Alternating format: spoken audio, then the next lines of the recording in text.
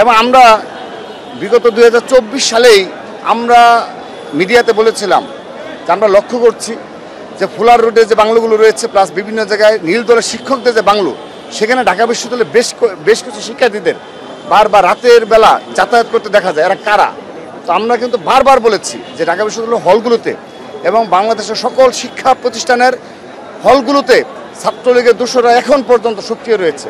আপনি আজকে একটা বিষয় লক্ষ্য করেন যে একটা বিষয় ভাইরাল হলো যে নাহিদ ইসলামের সাথে আমরা ছাত্রলীগের একজনকে দেখলাম সে এনসিপি করছে। পরবর্তীতে তার নেতৃত্বে এবং জামাতের একজন নেতার নেতৃত্বে হেলমেট পরিহিত অবস্থায় মাস্ক পরে তারা আওয়ামী লীগের মিছিল করছে।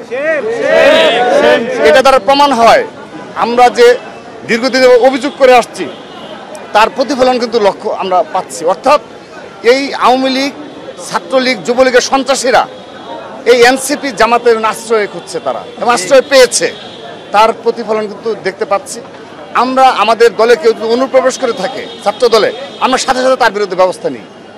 তো এইভাবে ফেসিবাদের পুনর্বাসন হয়েছে, অবশ্যই শঙ্কা রয়েছে, কিন্তু ছাত্র দলের পক্ষ থেকে ছাত্র সমাজকে আশ্বস্ত করতে চাই। ছাত্র সমাজ 2024 সালে যেভাবে নেতৃত্ব দিয়েছে, এই ছাত্র সমাজ এখনও জাগ্রত রয়েছে। এই ছাত্র সমাজের পাশে ছাত্রদল সর্বাত্মকভাবে রয়েছে। বিশ্ববিদ্যালয়ে নামকা ওয়াস্তে একটা লিস্ট পাবলিশ করা হয়েছে ছাত্রলীগের সন্ত্রাসীদের, তাও সেটি খুবই ক্ষুদ্র পরিসরে, আর তারা লিস্ট প্রকাশ করার মতো তারা সাহস দেখাচ্ছে না।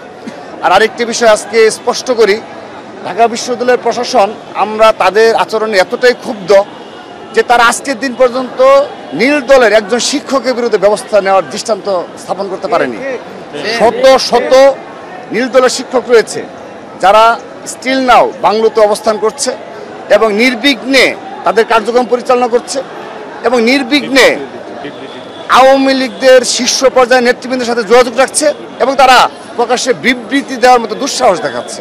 যদি রাজনীতিকরণ করেন, যেগুলো ইতিমধ্যে জামাতে ইসলাম এবং এনসিপির বিরুদ্ধে অভিযোগ আসছে, তো এগুলো যদি সুষ্ঠু সুরাহা করতে না পারেন, আন্তরিকভাবে ছাত্রলীগ এবং যুবলীগ, আওয়ামী লীগের সন্ত্রাসীদের বিচার আওতা না নিয়ে আসতে পারেন, অবশ্যই তারা আগামীতে আরো বড় হুমকি হবে এই দেশের জন্য, সমাজের জন্য। আমরা বারবার বলে এসেছি, এখনো আহ্বান জানাচ্ছি, জুলাই আগস্টে গণ অভ্যুত্থানে যারা ব্যানারের নেতৃত্ব দিয়েছে, দয়া করে এখনো আপনারা আন্তরিক হন। এই শিক্ষা প্রতিষ্ঠানগুলোতে ছাত্রলীগের যারা দোষর ছিল, যে সকল নীল দলের আওয়ামী শিক্ষক দোষর হিসাবে কাজ করেছে, দয়া করে তাদের বিরুদ্ধে সোচ্চার হন। আমরা আবারও কর্মসূচি পালন করব। আমাদের বেশ কিছু কর্মসূচি চলমান রয়েছে।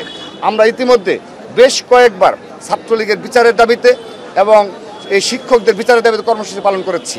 আমাদের জুলাই আগস্টে বেশ কয়েকটা আরও 2-3টা প্রোগ্রাম রয়েছে। তারপর আমরা আবারও এই ছাত্রলীগের বিচারের দাবিতে আমরা মাঠে নামব। এক মাসেই আমরা ছাত্রলীগের বিচার দাবি করেছিলাম এবং আওয়ামী ফেসিবাদদের বিচার দাবি করেছিলাম, কিন্তু ভাগ্যের কি নির্মম পরিহাস দেখেন, 1 বছর অতিবাহিত হয়েছে,